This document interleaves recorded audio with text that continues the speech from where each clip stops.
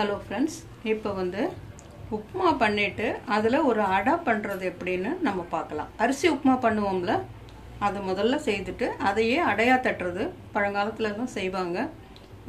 இப்போ வந்து அதை எப்படி செய்கிறதுன்னு பார்ப்போம். பச்சரிசி எடுத்துக்கோங்க. இதில் ஒரு துளி, ஒரு 100 கிராம் இருக்கும். அரை கப்பு. ஆமாம், ஒரு ஸ்பூன் தயிர் விட்டு 4 ஒரு ஸ்பூன் துவரம்பருப்பு சேர்த்து போட்டு அந்த தயிரோடு சேர்த்து அப்படியே பெசரி வைக்கணும். தண்ணியாக இருக்கக்கூடாது. தண்ணியாக இருந்தால் அது வந்து உடைக்கிறதுக்கு வராது. அப்படியே பிசுறனாப்பில் வைக்கணும். வச்சுட்டு ஒரு அரை மணி நேரம் 3/4 மணி நேரம் ஆனோடனே அது தண்ணி பூரா அந்த தயிரை பூரா இழுத்துட்டு ட்ரை ஆகிடும் அந்த அரிசியும் துவரம்பருப்பும். அதுக்கப்புறம் அதை மிக்சியில் இதோ இந்த ரவை பதத்தில் உடச்சிக்கணும். நம்ம உப்புமாவுக்கு உடைப்போம்ல அந்த மாதிரி இதோ ரவா பதத்தில் இதை உடச்சிக்கணும். இப்போ நம்ம பெசரி வச்ச அரிசியும் துவரம்பருப்பும் இதோட உடச்சிக்கிறோம். உடச்சிட்டு அரை கப்பு அரிசிக்கு எவ்வளோ துவரம்பருப்பு? ஒரு ஸ்பூன். ஆமாம், பருப்பு, ஒரு ஸ்பூன் தயிர். ஆமாம், ஒரு ஸ்பூன் தயிரும் போட்டு பெசரி வச்சுட்டு அதுக்கப்புறம் கொஞ்சம் நேரம் கழிச்சு அந்த தயிர் பூரா அந்த இதை அப்சர்வ் பண்ணிட்டு ட்ரை ஆகிடும்.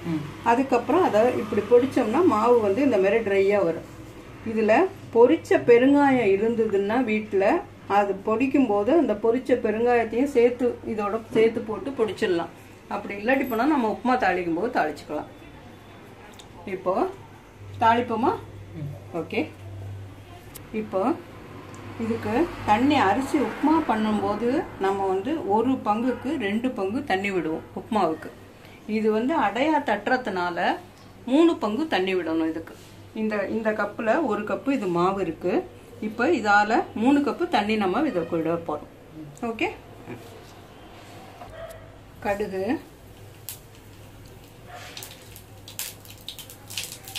கால் டீஸ்பூன் கடுகு இருக்குமா? ஆமாம்,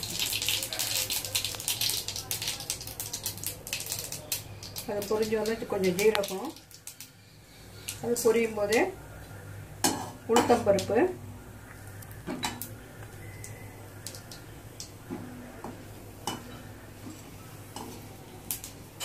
இப்போ வெங்காயம், ஒரு பாதி வெங்காயம் இருக்குமா அது? ஆமாம் ஆமாம். இப்போ நம்ம எடுத்துருக்கிற அளவுக்கு எத்தனை அடை வரும்? 2 அடை வரும். இதுலையே கொஞ்சம் வரமிளகா ஆட் பண்ணிக்கலாம். 2 கருவேப்பிலை ஆட் பண்ணி எல்லாத்தையும் வதக்கலாம்.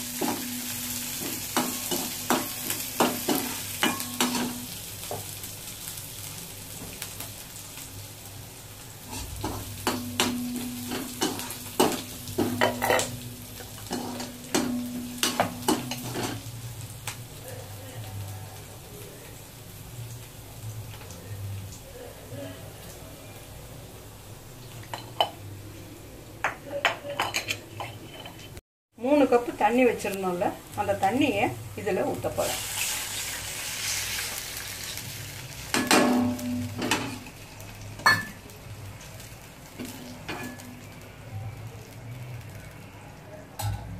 இதுக்கு தேவையான உப்பையும் இதோட போட்டுடலாம். ஆனால் நான் இப்போ இந்த கலவையில் போட்டு மாவில் போட்டிருக்கிறதுனால இப்போ இதில் போடலை.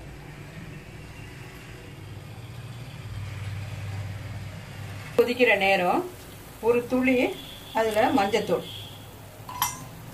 ஒரு துளி, காரத்துக்கு தகுந்தபடி நிறைய காரம் வேணும்னா கொஞ்சம் கூடவே போட்டுக்கலாம், இல்லாட்டி கொஞ்சம் கம்மியாக போட்டால் போதும். மிளகாத்தூள் 2த்தையும் போட்டு அடுப்பை நிறுத்திடுங்க. நிறுத்திட்டு தேங்காய் பூ, இந்த உடைச்சி வச்ச ரவா இருக்குல்ல, அரிசியும் துவரம்பருப்பும், அந்த ரவாயும் இதோட சேர்த்து கொட்டிடுங்க. ஆல்ரெடி நம்ம இதில் உப்பு முதல்ல சேர்த்துருக்கோம். இப்போ பெருங்காயம் எல்லாமே இருக்கு அதில். இதை கொட்டும்போது அடுப்பை நிறுத்திடுங்க. அடுப்பு எரிய வேண்டாம். அந்த சூட்லேயே வெந்துடுமா? அந்த சூட்டில் வெந்துடும். அப்போதானே நமக்கு அடை ஊற்றுற அந்த அடை மாவு பக்குவத்தில் இந்த கன்சிஸ்டன்சியில் இது வரும், இந்த கலவை வரும்.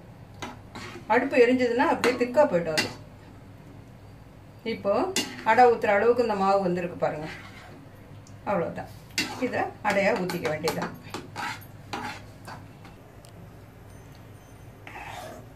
இப்போ இந்த மாவை தோசைக்கல், காஞ்ச தோசைக்கல்லில் இப்போ தட்டுறோம்.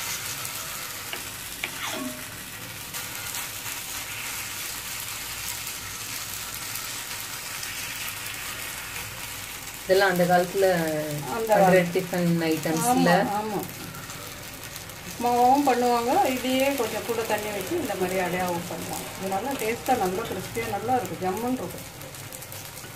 இதுக்கு தொட்டுக்க என்னமா நல்லா இருக்கும்? இதுக்கு தொட்டுக்கவே தேவையில்லை. இதுலயே நம்ம வந்து மிளகாத்தூள், மிளகாய் எல்லாம் போட்டிருக்கோம்ல, தொட்டுக்கவே தேவையில்லை. அப்படி வேணும்னா சட்னி ஏதாவது விருப்பப்பட்டவங்க தொட்டு சாப்பிடலாம். சுற்றியும் கொஞ்சம் எண்ணெய் ஊற்றிக்கலாம். குழந்தைங்களுக்கு கொடுக்குறாப்புல இருந்தால் நெய் ஊற்றி கொடுக்கலாம்.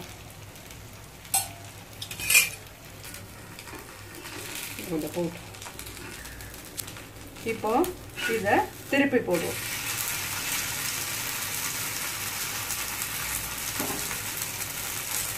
எடுத்து வச்சு ஜாயின் பண்ணிங்கன்னா அது தானே வந்துடும். அதெல்லாம் நம்ம எல்லாத்துலேயும் செய்கிற வேலை தானே இதெல்லாம். நம்ம லேடிஸு செய்துக்க வேண்டியதுதான். கொஞ்சம் சுற்றி எண்ணெய் விட்டுட்டு நடுமைத்தையும் கொஞ்சம் எண்ணெய் விட்டுடுங்க. இது இந்த மாவை வந்து ரொம்ப நேரம் வச்சுருக்காதீங்க. வச்சிருந்தா அந்த முறுமுறுப்பு தன்மை, கிறிஸ்மஸ் அதில் போயிடும். உடனே தட்டி எடுத்துட்டிங்கன்னா தான் அது வந்து நல்லா முறுமுறுப்பாக இருக்கும். சில நேரம் ஏதாவது அவசர வேலை வந்துட்டு நமக்கு இந்த மாதிரி அடை தட்டிட்டு நிற்கிறதுக்கு நேரம் இல்லை அப்படின்னம்னா இதையே உருட்டி ஆவியில் வேக வச்சு உப்புமா கொழுக்கட்டையாக பண்ணிக்கலாம். இதில் குழந்தைங்களுக்கு கொடுக்கும்போது கேஷ்யூ போடலாம். வந்து நிலக்கடலை பொடி பண்ணி போட்டு அதோடு சேர்த்தோம்னா இன்னும் கொஞ்சம் நல்ல சத்தாக இருக்கும். குழந்தைங்களுக்கு டேஸ்ட்டும் நல்லா இருக்கும். இதோட கொழுக்கட்டையாகவும் செஞ்சு சாப்பிடுங்க. இந்த 2-in-1 ரெசிபி இல்லை? ஆமாம் ஆமாம். ஆவியில வந்ததுன்னா உனக்கு வந்து எண்ணெயே தேவையில்லை. அடை தட்டுறதுக்குள்ள எண்ணெய் இல்லாம நம்ம வந்து தாளிச்ச எண்ணெய் மட்டும் தானே அதுல விட்டுருக்கோம். இன்னும் கொஞ்சம் வந்து எண்ணெய் சேர்க்காம சாப்பிடலாம். இதோ இப்ப திருப்பி போட்டாச்சு. 2-in-1 இல்ல 3-in-1 பண்ணலாம்ல. அப்படியே விட்டோம்னா உப்புமா, ஆமா, நடுவில் எடுத்தோம்னா உப்புமா அடை, அப்படியே உருட்டி வச்சோம்னா உப்புமா கொழுக்கட்டை. மூணுத்துக்கும் இதுதான் பேஸ். ஆமா ஆமா. இப்போ ரெண்டு பக்கமும் நல்லா வெந்திருக்கு. இந்த அடை எடுத்துருவோம்.